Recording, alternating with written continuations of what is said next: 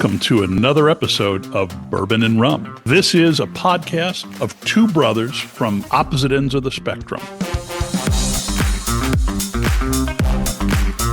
My name's Kent. I'm a rum drinker, and I'm from the left side of the aisle. And I'm Kyle. I like bourbon, tend to be a little more conservative.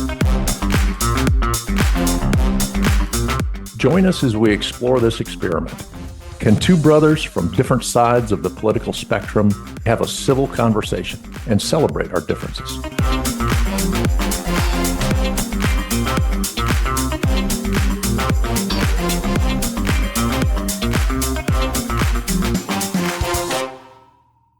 What are you drinking? Well, it's 9 a.m, so I am drinking a little bit of coffee, but I figured it'd be a good time to pull off my shelf my bottle of Buffalo Trace bourbon cream, which is kind of the Kentucky version of Bailey's Irish cream. But I got things to do today. But a little bourbon cream in the morning is not going to hurt anybody, right? You'd be crazy not to. I'm getting my lycopene in the form of. You told me this is called a Bloody Maria. Yeah, Bloody Mary made with mezcal. Well, interesting news week. We're talking about the feud of the century, Trump and Musk. And I tasked our producer with digging into the archives. I'm pretty sure when this came up, if I didn't say it out loud, I was thinking it. This doesn't end. Yeah, and I probably stuck to my guns and was. Oh no, the two biggest egos in the world, Kent. It's good. It's going to turn out great. I probably thought in the back of my mind this was a possibility for sure. It was. Just the fact that guys camping out at Mar-a-Lago. You could have Mother Teresa at your side, and you'd be sick of her. As much time as they spent together, it was ridiculous. How much of this do you think was inevitable? I think it was inevitable, but how much of this was just these short attention span egomaniacs just kind of got sick of each other and are on to the next thing? Musk has made a lot of noise that the precipitator of his schism with Trump was over the bill and the spending in the bill. You believe that or not? I kind of do. Although, obviously there's a lot of conjecture. A lot of people are even saying it's orchestrated, like it's all planned. Like, I don't know what this gets in either one of them, really.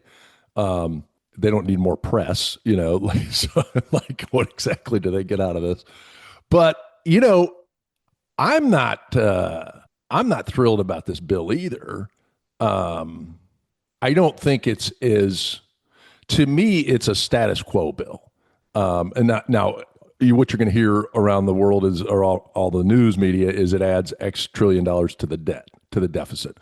Yes, on paper, nothing else the same. Well, I'm not sure exactly how they get to that number based on if I look at the overall numbers, but I think those CBO estimates can be, I don't know that it's cut and dry math, I guess is my point. I also think there's, if you're just looking at keeping things the same, you can make a case that more tax cuts, more productivity in the market. The CBO also did, they're saying it's going to add 2.4 trillion over the next decade, but the CBO, the same organization, also estimates that tariffs are going to produce 2.8 trillion of surplus in the next 10 years. So, again, not sure that's a valid measurement either. So, they're all kind of projections. If I'm looking at this through the eyes of Elon and I go to Doge, the beef is, hey, the spending in fiscal year 24 is 6.7 trillion. We only collected 4.4 trillion. And so he's out there trying to find ways to cut money. And, a lot of, you might argue it's been sloppy and kind of, I'm sure you've made that argument a bit, kind of drastic cuts to your point too, though they haven't touched the big stuff. We can save some money on USAID, but you cut a aircraft carrier strike group and that's probably about 10 USAID. So I think that's a valid thing too. If I look at the budget breakdown, this isn't a budget bill. This is a reconciliation bill. So they just like, it's like puts and takes. They're like, well, we're going to cut this and we're going to add this. It's basically, and my understanding is it's like redlining the existing budget and making some tweaks to it. But if you lay it all out, and it was really hard to get to a number because like anytime you search on the web, all they focus on, well, the CBO estimates that it's a 2.4, everybody just repeats the same talking point. It's hard to get to the facts. But by my math, if you lay it out, the revised FY26 budget for after this is 6.9 trillion. So it's basically, with inflation, essentially the same freaking number that Biden spent. Now, you're going to hear a lot of people on the right say, well, you're going to have tax cuts and that's a plus and everything else. But I think where Elon was trying to go, and you like him, you love him or you hate him, he's trying to make this a lot simple. Like, hey, we're spending 6.7, we're making 4.4. We got to find a way to slice out 2 trillion in the budget. And it's not nearly drastic enough, and it doesn't attack the core issue. And I think the problem is, because I think if that was clearly articulated, I think this is bad, really bad for Trump, because it's like, hey, you said you were going to get rid of the deficit, and all you're doing is getting another version of Biden's bill. Now, you're going to get all kinds of spin on the right and the left about this add and this decrease, but to me, it boils down to the overall numbers. Am I looking at this too simplistically? Let me ask you that. Well, I agree with you more than you probably expected. I do. I am worried about the deficit, although, again, we can make all the excuses for COVID that we want, but these are the deficit numbers starting with fiscal 20. Let me share my screen. I want to talk about that because this is fiscaldata.treasury.gov. This is the fiscal deficit by year. So this is 2020. The CARES Act is what resulted in the spike. So without CARES Act, it's a $1 trillion deficit. With the CARES Act, it's a it basically like a $900 trillion or $900 billion. With CARES, it's 3.13 total deficit. So that's the big spike. Well, then come 2021, there's another, I don't know if there was another Trump bill. Remember the lineup of these dates. Trump left office at the beginning of 21, but it was solidly, it's halfway through the fiscal year 20. Okay. Those two spikes are Trump. Yeah, that makes sense. And then what's odd about this, I think, is that it drops down and then it just keeps going back up. It never really, I think ideally you could have gotten this thing down a lot lower. And I think that's the complaint. I agree. But again, take a look at, and our listeners won't see the screen. I've just got the numbers. But take your two spikes out. Let's call it COVID was expensive, right? Look at the slope of the lines going from about 2012 or 2015. The last 3 years, the Biden budget years, it's too much money. But the slope of it is in straight line with what was happening before. Yeah. Before. Well, and I guess that's my point. Better articulated by you, but the problem is his next, you add 26 onto this thing and it's going to follow right in the same line. So I think where Elon was at was like, no, bullshit. This thing needs to come down here. This thing needs to come down below $1 trillion, which means you're going to have to make some really deep, hard cuts. And I feel like they were on track to make some deep, hard cuts. And then, they didn't, because honestly, for all the criticism of Doge, all they did is they went in through and they identified stuff and then they teed it up, and the departments are the ones that had to make the cuts. Well, I think politically, yeah, especially where we're at, it's easy to make some of these social cuts, which I think many of them were, we can argue about that, but I think many of them were fraudulent and could be cut.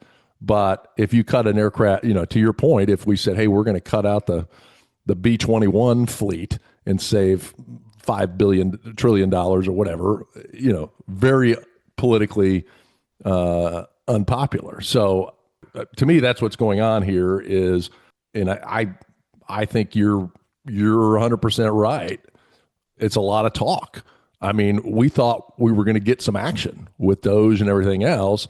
The result of this bill is just more of the same bullshit. I do want to point out, and again, I am trying to make a point because I'm hypersensitive to the fact that as a Democrat, I spent most of my adult life saying that Democrats just want to tax and spend. Look at the slope of the deficit. Now, still, it's too much money. It's a deficit, but look at the slope over the 8 years of Obama's presidency. Mm-hmm.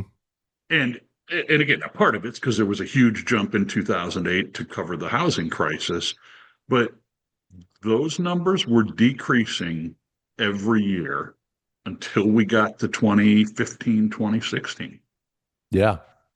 And I don't mean I'm not trying to be a jerk about it, but it's like, can we really say over the recent experience that Republicans have a fundamentally better approach to deficit spending? And it doesn't look like it to me.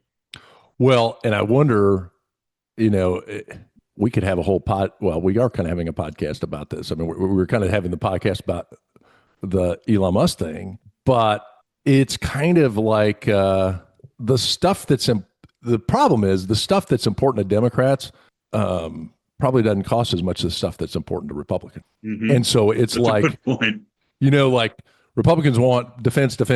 Well, that's where all the money is. And, the Democrats want the cheaper stuff. And so they get rid of defense stuff and reduce the spending. That ticks off the Republicans. But the result, the net impact, is a lower budget. I mean, fair enough. I don't know that I don't know that the that's liberals universal. Want is cheap. I mean, Medicaid's not cheap. I mean, it's a lot of money.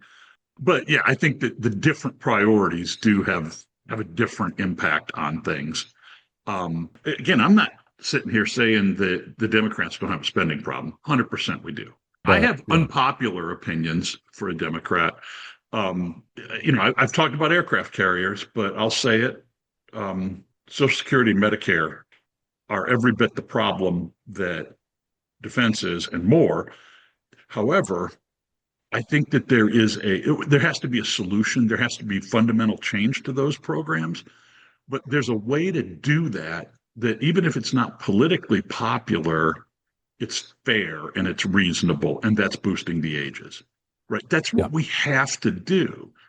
If you this would be an interesting exercise, graph a male's life expectancy at age 65 and start that back in 1933 and graph that to today. And I'd have to validate this, but I believe I've heard that in 1933, when they created the Social Security Act, the normal lifespan of a 65-year-old man who retired at 65 was you were expected to collect Social Security benefits for 18 to 24 months. And now people live 30 years after that. And so we have to index the ages. There's just no other way around it. In 33, average life expectancy for adults in the United States, men 59, women 63. So they weren't going to collect anything. No, that's a little misleading because that's total life expectancy. And so that factors infant mortality. But so you can calculate, I don't do, but they can calculate what the life expectancy was for someone who reached 65 by that time. But nonetheless, they weren't living 30 years on average, right? They were living 5 years on average, maybe. Yeah. Okay. So, a 20-year-old and 33 could live to about 60 to 66, 67 for men. Yeah. So, you think about that. Again, it's unpopular. Everybody's like, don't touch Social Security. Well, the kind of proposals that we've seen from Republicans through the past, and you said when we talked about this before that you didn't feel like that was a current thrust, but privatize it, just let everybody take their Social Security and put it in their 401k, like those things scare the hell out of me, in part because you put all that money in equities and you're overfunding companies that don't need the money anyway. But yeah, I think we've got to make change, But and I the don't way to think, make the change is the age. yeah, I don't know that anybody's really I mean, people have talked about privatizing. I don't know if you have, but I've never seen like a legitimate proposal. It's all been like talk, you know? Be that as it may, I'm just saying the equitable, fair, reasonable way to fix this is to change the age, and you need to and you need to exempt people in their late 50s from that age change because I'm kidding, but you go back further so people have some runway to fix it. You don't tell a 64-year-old today, oh yeah, we moved the goalpost by 3 years. But if you're 50 or you're 45 and your retirement age now, your full retirement age is now not 66, now it's 68. And if you're 40 or 30, now it's going to be 72. Honestly, you don't even have to move those ages that much. And talk about your congressional budget office and your extrapolation of those figures. It wouldn't take that much to fix it. It's interesting. Doesn't seem that impactful. I don't get this. It says according to the CBO, increasing the full retirement age from 67 to 70 would save 150 billion over a decade. Well, that's nothing. That's not much money. Well, don't do that. Maybe we got to make the retirement age 94. Yeah, exactly. Wow. So no, even if but it's I only mean, that, like start now. I think part of the problem with the whole budget conversation, and the thing I liked about Doge is it's gotten so like there's so much BS and nobody's seeing the numbers. Like I had to do a lot of searching to figure out that 6.9 trillion is the number. Like it's not readily, it's not like somebody says, hey, last year the deficit, the budget was this much and now it's this much and this is how much revenue is. And, like nobody's spitting out a balance sheet. It's all just talking points and you got to try to weed through all the talking points. And if, like this whole talking point, the CBO says, well, it raises the deficit by 2.4 trillion over the next 10 years. I feel like the Democrats are using that, and a lot of mainstream media are using that as a sounding board to say, hey, this is bad and it's increasing the deficit. But I guess I don't think their tactic is right. If I'm them, I'm going to say, no, it's going to extend a $3 trillion deficit. That's the freaking problem. The 2 point, what they're comparing, that 2.4 trillion is what they're comparing it to status quo. Well, the whole point of the government that Trump brought in, I was hoping, was to take a chunk out of that $3 trillion deficit. That's our problem as a country.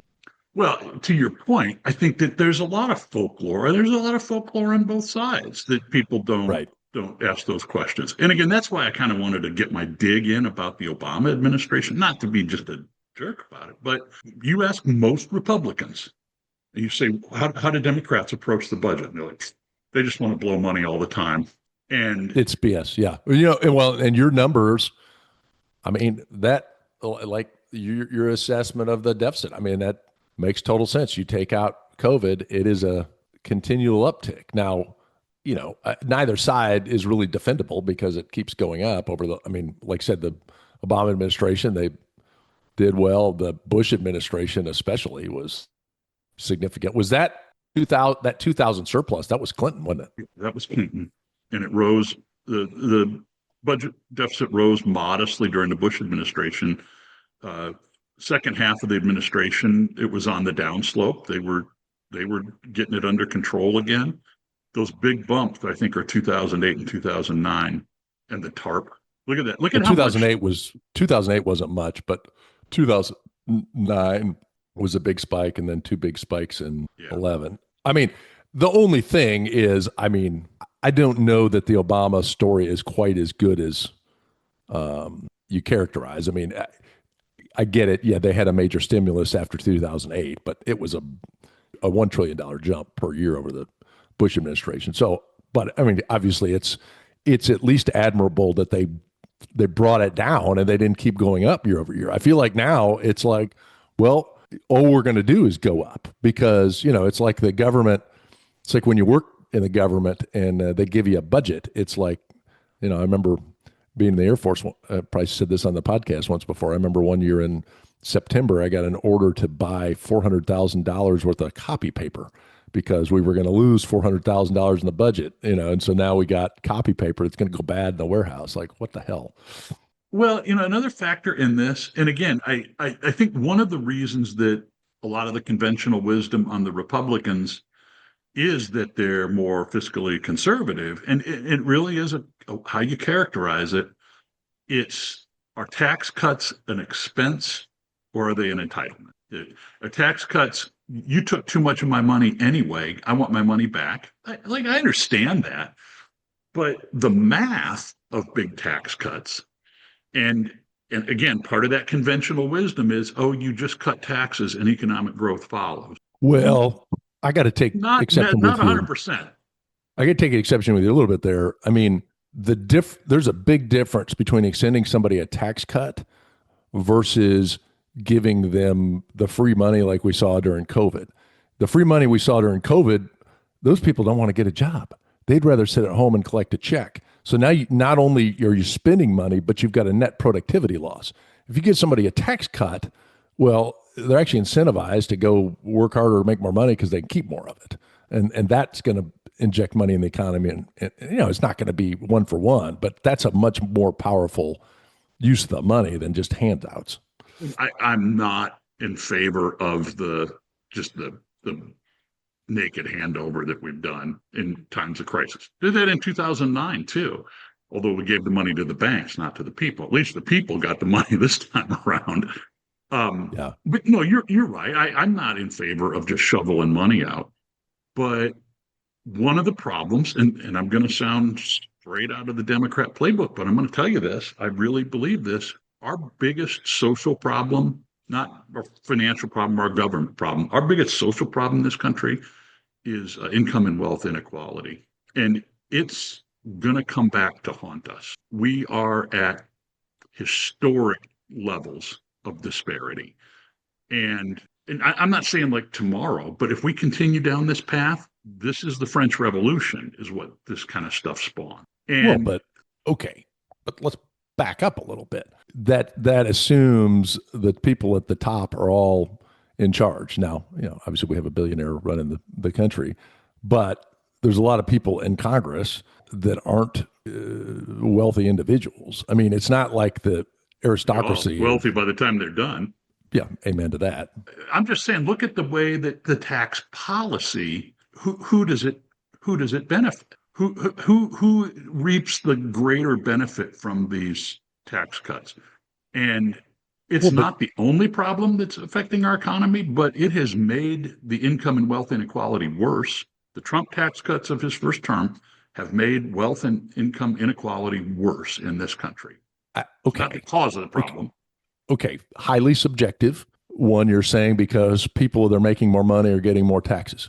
Who employs all those people at the lower end of the income level? Those are people that, there's all this complaint about these high income earners that are taxed. These guys aren't all hedge fund and tech billionaires. Most of the high income earners are people that have corporations and are employing people.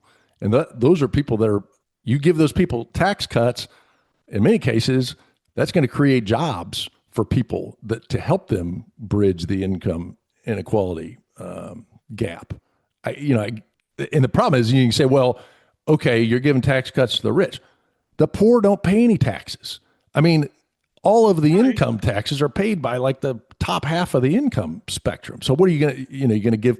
So then it goes back to, so how are you going to fix this? You're going to shovel out money to people? That doesn't work. And I'm not talking about taking money from the rich and giving to the poor. Honestly, you're right. There's no way to tax cut the poor when you have zero federal liability. It really is more about the middle class to me. I think that's where I think honestly, somebody's going to disagree with me on this. I might get some hate mail on this. It's not worse being poor in America now than it was 10 years ago or than it was 20 years ago. It's not great being poor, don't get me wrong. But even with some of the things that have happened, even with threats to Medicaid, it's not the worst time to be poor. It's a pretty tough time to be middle class, to be lower middle class, working labor. It's not a good time for those people. And the middle is what has suffered more. If you graph out what happened to income inequality, the problem is not the rich and the poor. That gap has always been there and it's always going to be there.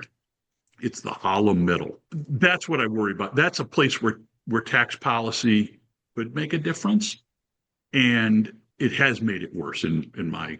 I think that's a talking point that doesn't have a whole lot of credence. I mean, if you look at the tax brackets pre-Trump, and this goes back to like, what do you consider middle class?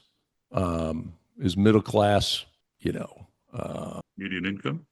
Making 23,000 to 94,000 or making 94,000 to 201,000? I'd say those two probably comprise the bulk of the middle class. And they both got a significant cut. Pre-Trump tax cuts, the lower end of that was at 15%. Now they're at 12%. The next bracket up was at 25%, and now they're at 22%. So it's a 3% decrease. So none of those people, none of the lower group of people itemize their deductions. Probably half of the upper group itemize their deductions. We're doing you a favor by raising your standard deduction. That didn't help that upper group that you're talking about. It didn't help them at all. So you're lowering their taxes, and that's not enough. What needs to be done differently? I think more lowering taxes. And honestly, the biggest place that both the poor and the middle class are going to pay for this is paying for the damn deficit. What I want to do is to tax the rich and to cut into that crazy deficit, not necessarily redistributing. Okay, but then how is that going to reduce the income if the rich pay off the deficit? It reduces because then they won't be rich anymore. Wealth. It constrains the wealth a little bit from spiraling out of control. But see, and I think that is the fundamental difference in the right and left view. Because the left view is like, hey, the rich is making too much money. They should make less. And the right is like, hey, maybe everybody ought to make more money. Maybe that's the answer. Well, that's a bit of an oversimplification. There's some element to the left side that you're correct on. In fact, you can even point to the words that I just said about it. I think of it differently. I think that those who have benefited extraordinarily from this country ought to pay a higher price for that. They've reaped that benefit.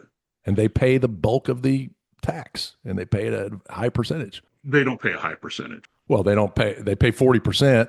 You want them to pay 70% or 80%, and want to be Europe. We've talked about this before. Again, is Europe that bad? Do you want to be Europe, Kent? You want to live in a socialized country? Sweden? I'll take Sweden.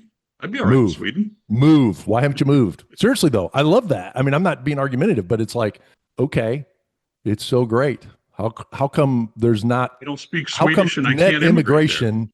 How come net immigration is coming this way and not that way? Well, it is. They'll look at your. I mean, that's one of the problems that European democracies are dealing with is the influx of African immigration. Sure. Somebody that with no money, but who's moving? Who in the middle class is moving to Sweden because they're in search of a better life? If you're already in the middle class, you're right. No, you're not going to move if you're already in the middle class. What you want to do is you want to be middle class or better in America because you pay a fraction of the taxes you pay in the rest of the Western world. Hey, you just made my point, Kent. No, I did, but I'm saying that people are still going to come to America, right? I think the fallacy that you've got, though, is that I think the issue I got with your argument, and it's not yours. I mean, you're ascribing to it, but a lot of people are saying it, like tax the hell out of the rich, is those are all the people that employ people. You double their taxes, they're not going to employ people. They're not going to pay people as much money. No, because they're motivated to make money. They're not going to employ people. If my tax rate's too high, I'm not going to try to continue to earn money. That's bullshit. You don't think you don't think that corporate income tax raises and raises on people's income lowers employment? I don't know that we've got history to necessarily prove that. I you're know not the going to have the theory. money to you're not going to have the money to employ people. I mean that it's a basic math. I mean if you're in a small business and you jack up my, I'm a small business. I could be filing, in fact, I was at some meetings with some friends this week, and you get people that have, you know, that make $1 million a year, but they're employing 20 people. And okay, I'm going to take 70% of my income. There just isn't money to employ people. I mean, I feel like when you look at this, and I guess maybe I should ask you, like, what number are you trying to get to? Because maybe $1 million a year isn't enough. I mean, what number in your mind is worthy I of don't this have that 80% worked income out. tax? I don't have that worked out in a concise way. I don't. And again, I'm not just saying. Well, I guess I kind of am saying soak the rich. The fallacy that I've seen look, I'm well versed in the theoretical that you're laying out, and you're not wrong. There are validity points there. But the ridiculous thing that says, well, economic activity is going to stop. Nobody's going to start or expand businesses. If you make $1 million a year, and if I take 50% of your next marginal dollar, do you want the dollar or not? Would you, you're only going to keep 50 cents of it, but don't you still want the 50 cents? There's always an incentive My for people my to. point though, my point is the company that's making the $1 million a year, they're not going and spending $1 million a year on vacations to Tuscany.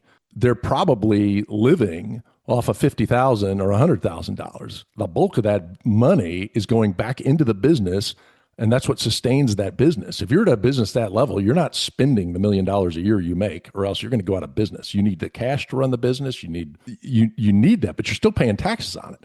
And if all of a sudden you start soaking these people for huge tax bills, it will have an impact on their business in a negative way. Simple fact, yeah, I agree that you're right on that, but there are other advantages, and it's hard to. It's not just like, oh, the rich don't have their money, and like there, it's a complex system, right? If you do reduce the deficit, you do reduce our spending on interest payments. Ultimately, that is a benefit to the middle class, and that benefits the middle class more than the rich. And again, I don't bear anybody ill will, and I'm Okay, grateful but that I they've created their business. I gotta call BS, Kent. I mean, okay, if we get rid of the deficit, why is it helping the poor more? Unless you're giving that money to them. No, you talk about you're worried that if we tax somebody's small business, that they won't create enough jobs. And I'm telling you that if our Or economy the goes up because we've got a what $15 trillion national debt, yeah, that's where that hurts the poor. That's why we can't buy houses. That's why we like. so somebody can't buy a house because there's a national debt. You don't They're think not that paying any drives up interest taxes. rates? You don't think that drives up interest rates? You don't think that quells investment in this country? You don't like. I mean, like you when we were talking about the tariffs, the whole thing is, oh, we got to get these and first of all, time out here. You're picking the example of the successful small business that built it and grew it into something and is employing a lot of people. You already hinted at this. That's a different kind of wealth than a sponge hedge fund manager siphoning off dollars off of the economy. That's a different kind of economy than a tech billionaire who their valuation fluctuates based on whatever they manipulate the stock price to be. And so, like, don't like, yeah, if that's what we were talking about is people like that and that alone, those arguments are a lot stronger.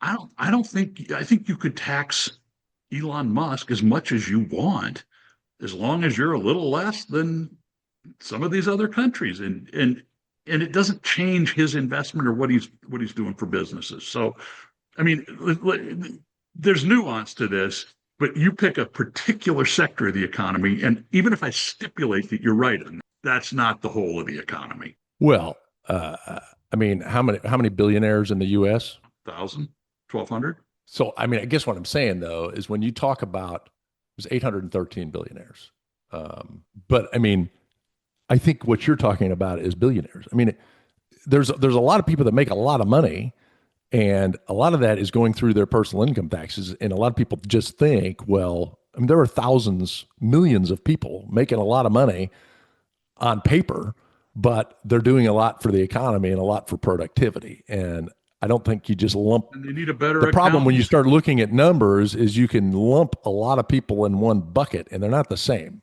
Well, that's my point. And I think that your example that you selected, if that's what we were talking about, if that was the whole story, your argument obviously rings a lot stronger. But that's not the whole story. And you asked me for a number. What's your number? Like what? Like who?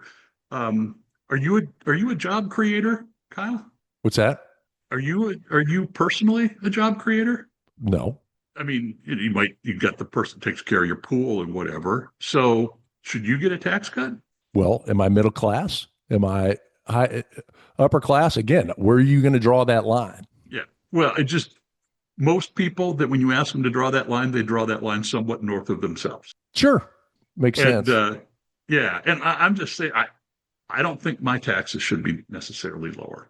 Look, I'm not gonna pay. I don't put more in the till than I need to when they. Yeah, that's always the question. Though these people, are, I think we had to pay more. Well, are you contributing more to the IRS at the end of the year? No, of course not. But I don't think a tax cut would change a tax cut on the order of what we're talking about, right? The single digit percentile movements. It's not gonna change my life. I'm not a job creator. We hire a lady to help with our house once in a while, right? Like I might do that more frequently. That does not make me a job creator. It does not make me a capitalist.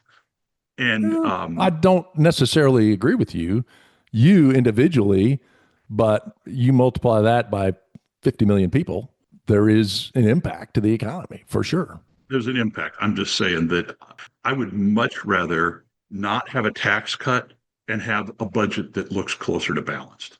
But that's a problem. Nobody's, and I think that's what we came up with at the beginning of this conversation is that, why should we forego a tax cut?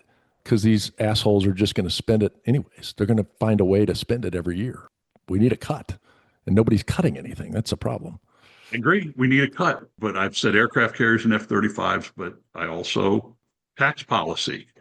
I said this I think I said on Facebook, it's that label of the Democrat, a tax and spend Democrat, which sounds bad. But if the alternative is the spend anyway, but don't tax Republican, like that's not a better place for our country. And we've also covered, that label, one of the reasons that label doesn't fit anymore is the demographics of the parties are totally different.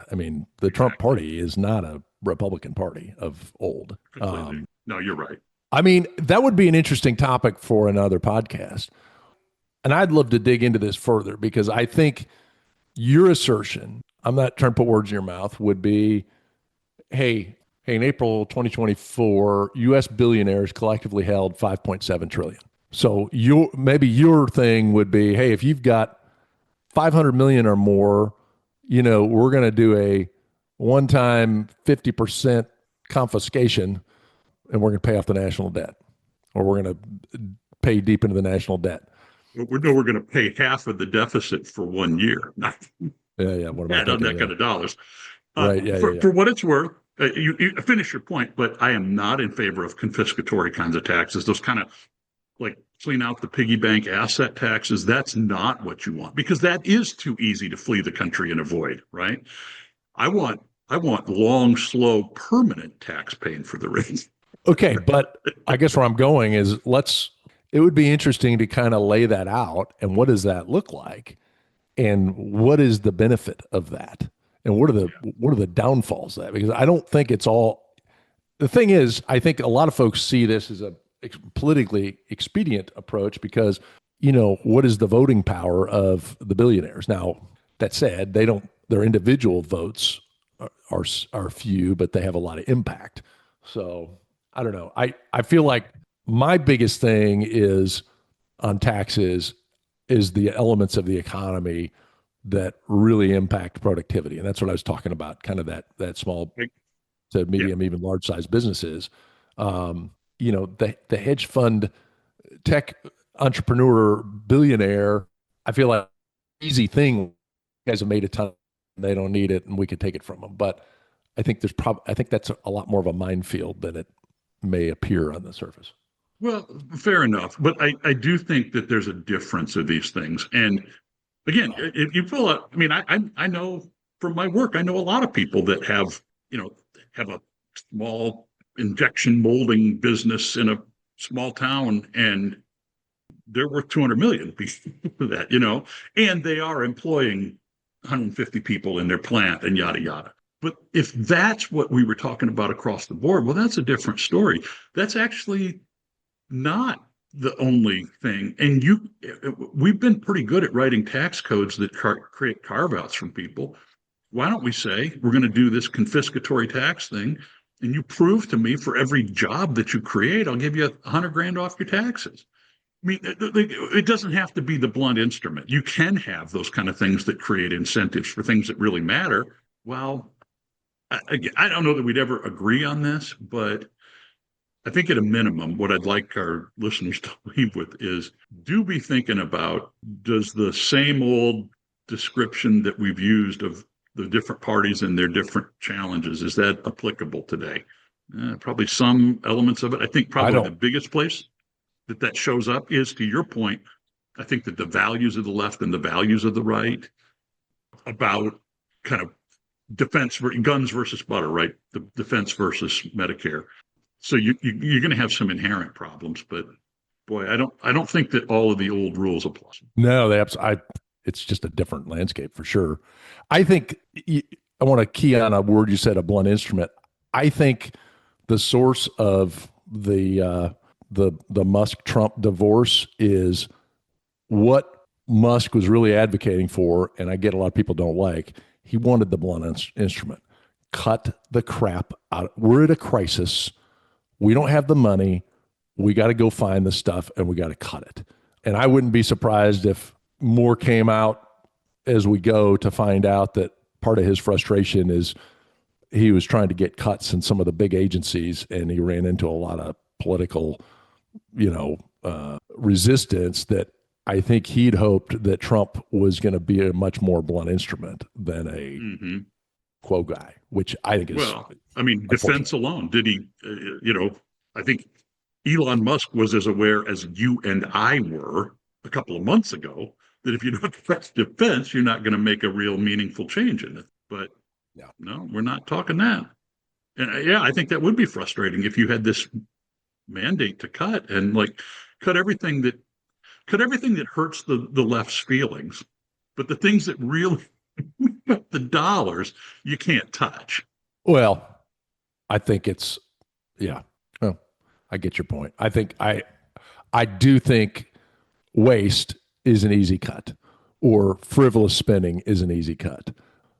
The B-21, and this is somebody that's in the aerospace world, so I get shot for saying this, but we talked about it. I think the B-21 is a waste of money.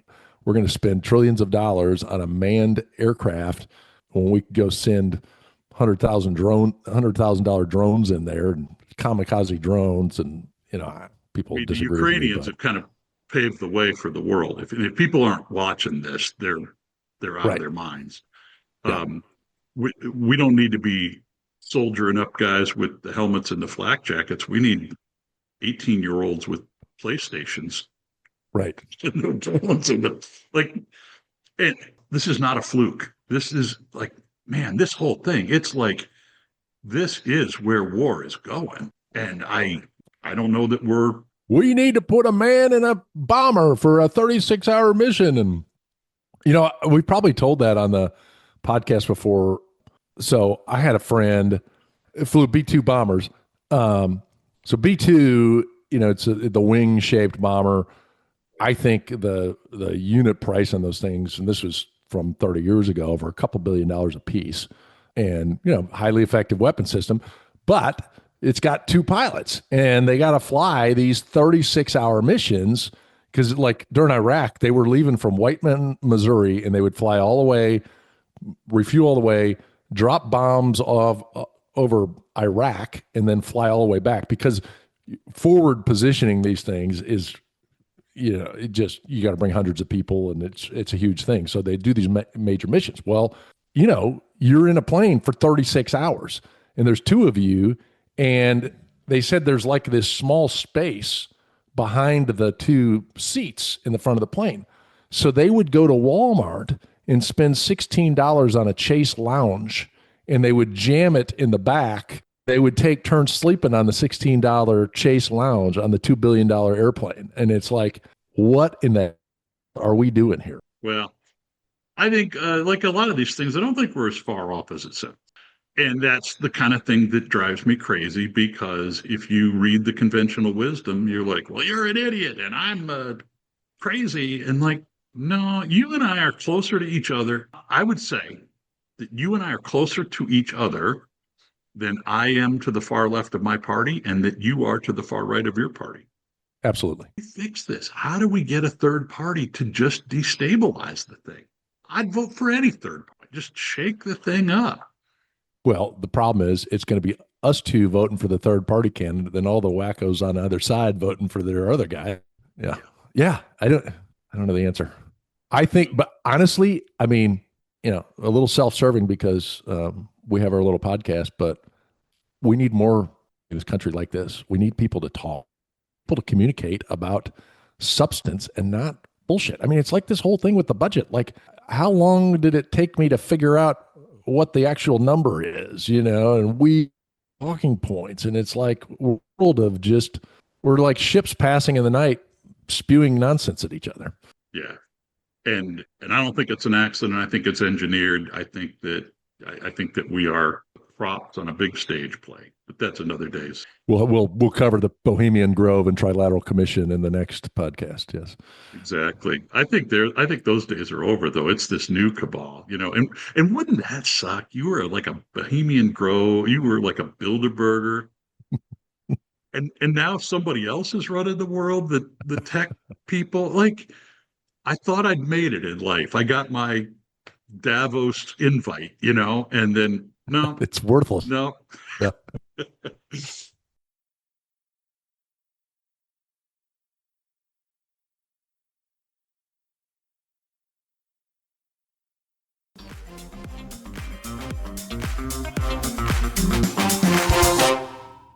Hey, thanks for joining us on this episode of Bourbon and Rum Podcast. We hope you enjoyed it. Remember to subscribe on your favorite platform and leave us a review. Your feedback helps us keep the good spirits flowing. And we invite you to join this conversation. Follow us on our Facebook page. Let us know what you think. Let us know what you want to hear. And until next time, cheers.